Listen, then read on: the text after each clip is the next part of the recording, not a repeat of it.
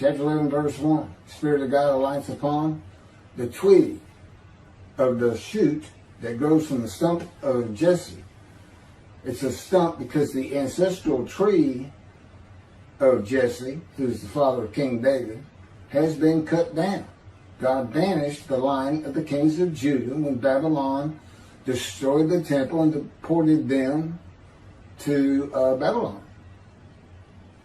The last king, Jeconiah, he just told him, no descendant of yours will ever rule on the throne of David, from the throne of David over Judah again. And that's what the stump is.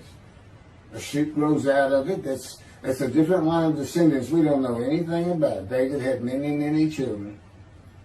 And from that particular branch or shoot, you find a twig on a tree, a new ancestral tree that nobody has any idea of. No man can prove who he is by saying, here's my ancestry back to King David. And the proof of it is not there. I mean, that's just common sense. You got to have a description of it. And then God continues using ancestral tree metaphors in Isaiah 53.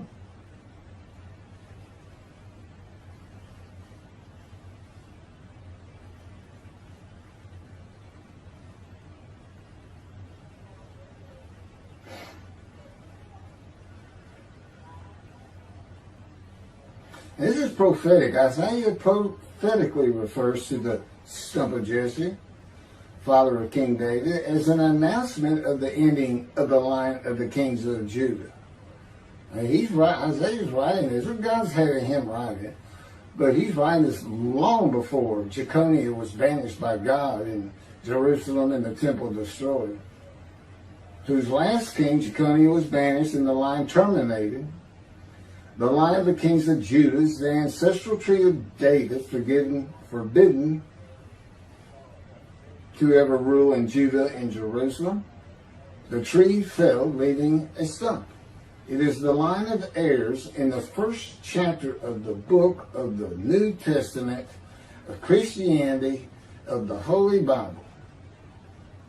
We start out with the banished ancestral tree in the Christian Holy New Testament. That's where we start. You got to go past the book they stole and call their own, and then give it no meaning, calling it Old Testament. Let's just delete it and take it out. It's got no business with the New Testament. And who is that line? Why do we start there? It's the line of Jesus Christ. The kings, the line, God no longer wanted. That's where it starts. God did not banish this line of Jesse of the kings of Judah until long after the death of Isaiah. God knew in Isaiah's time that the line of the kings of Judah would be taken into exile and his temple destroyed. That he would end that line, leaving just the stump of Jesse for his anointed one to be raised from. Jesse, Jesus, could not fulfill the book of Isaiah, not for the reason that his line had been banished, but simply because he doesn't come from the stump. I mean, Christians can say, oh, well, that line was banished, but he sent Jesus anyway, so he must have lifted the banishment. Yeah, but he's still not from the stump. And he's certainly not described in Isaiah 53. You need to take your scissors and cut your Old Testament out. Your Old Testament doesn't belong with the New Testament.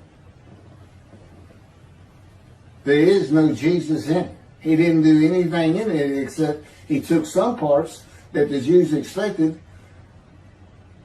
like a conqueror, a savior. Well, they're all under rule of Rome. Jesus takes one prophecy and says, all the prophets say of me, using your Old Testament Christians, all the prophets say of me, I shall ride this ass into Jerusalem.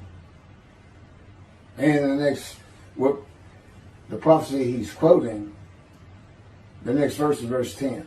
Zechariah chapter 9, verses 9 and 10. And he says, and there the Gentiles will scourge me, spit on me, spate me, and kill me, but on the third day I shall rise. All the prophets, Jesus? Well, let me see. I got 20 right here. Right, Christians? You've got 20. Open them up. Open them up and see if he's telling the truth. Now, back when Christianity got started, nobody could do that. That's why it got rolling in such a ridiculous concept. God made a human sacrifice to you, the Son, so you don't have to obey his laws. And he left the Jews because they sinned too much. Well, why did you have to have somebody sacrifice for you to be free and righteous and free of your sins? You weren't sinless when God said, I can't take the Jews anymore? Oh, I think you weren't. Yeah, I don't think so. And guess what? No Jesus ever died for your sin. There's not a Gentile out there that's not responsible for his sins and will not be in righteousness and will not be in right standing. And there's no way you ever are going to go to the Jewish heaven. God says, I'm making a heaven where the name Israel shall endure. If you want to see heaven, if you want to find forgiveness, if you want to fall under the written forgiveness God brings with him in the day of the Lord, which is today, according to Jeremiah 31, then you're going to have to convert to Judaism. You're going to have to become a Jew. And guess what? God would say, back at you. You go to my people and try to force them to convert to Christianity, a pagan sect of human sacrifice? Back at you. And you know why he says that? Because he tells his people in chapter 51 of Isaiah, which leads into the description of the righteous servant in 52 and 53, I'm taking my cup of wrath, my bowl of reeling from you, and I'm passing it to those who told you to get down on the ground and walked all over you. That would be you, Christians. You took the book. You told them they don't know how to read it. You told them it's prophetic of Jesus Christ, a false idol, a false God.